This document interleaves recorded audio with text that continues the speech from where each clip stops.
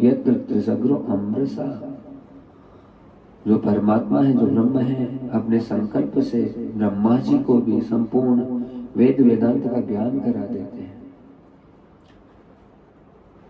ब्रह्मा की उत्पत्ति का जो प्रश्न आता है उसमें उत्तर तो स्पष्ट हो जाता है कि श्री ठाकुर जी के नाभि कमल से ब्रह्मा जी का प्राकट्य हुआ। तो कल बात हो रही थी इस बारे में कि तप आकाशवाणी हुई और भगवान प्रकट हुए। लेकिन बहुत सुंदर बात श्री ब्रह्मा जी के द्वारा कही गई है, जो हम सबको बहुत अद्भुत तरीके के साथ में ज्ञानी बना देगी। ये बात हमको महान करेगी।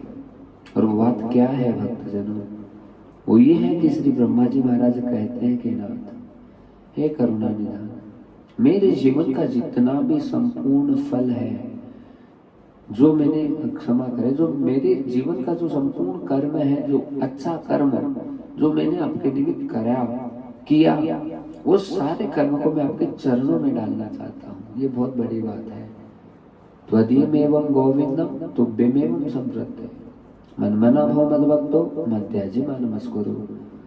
हाँ, ब्रह्मा जी कह रहे हैं कि नाथ, यदि मैंने जो कर्म कमाया है आपके चरणों में समर्पित कर दूंगा तो करने से वो कर्म है वो अक्षय हो जाएगा। और भक्तजनों, ये एकदम सत्य बात है।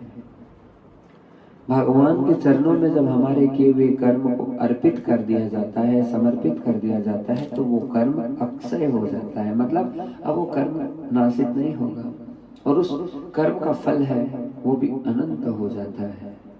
क्यों हो जाता है? क्योंकि हमने भगवान को समर्पित कर दिया,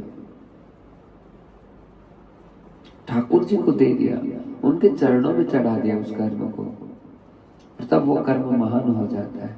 और फिर उसका जो फल भी आएगा वो साधारण नहीं आएगा। इसलिए हमको भी ये आदत डालनी है कि जब भी हम भजन करें, हम हर एक घंटे का कर्म भगवान को समर्पित करें कि ना, 1 घंटा हो गया, अब बस आपके चरणों में समर्पित है। जो 1 घंटे में जितना जाप किया, जितना भजन हुआ मुझसे, आपके चरणों में। केवल कहने मात्र से जब आप ऐसा करेंगे तो आपकी शरणागति अपने आप पुष्ट होती जाएगी भगवान के चरणों में।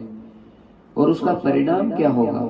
आपको फल तो अक्षरश रूप से भगवान की कृपा से प्राप्त ही होगा, क्योंकि आपने कर्म भगवान के चरणों में समर्पित किया है। पर उसका जो महान परिणाम होगा वो ये होगा कि आप शरण हो जाएंगे। आप अंदर से इस भाव को व्यक्त करने लग जाएंगे कि मैं बस भगवान की शरणागति में हूँ। 8 बजे से 9 बजे तक जितना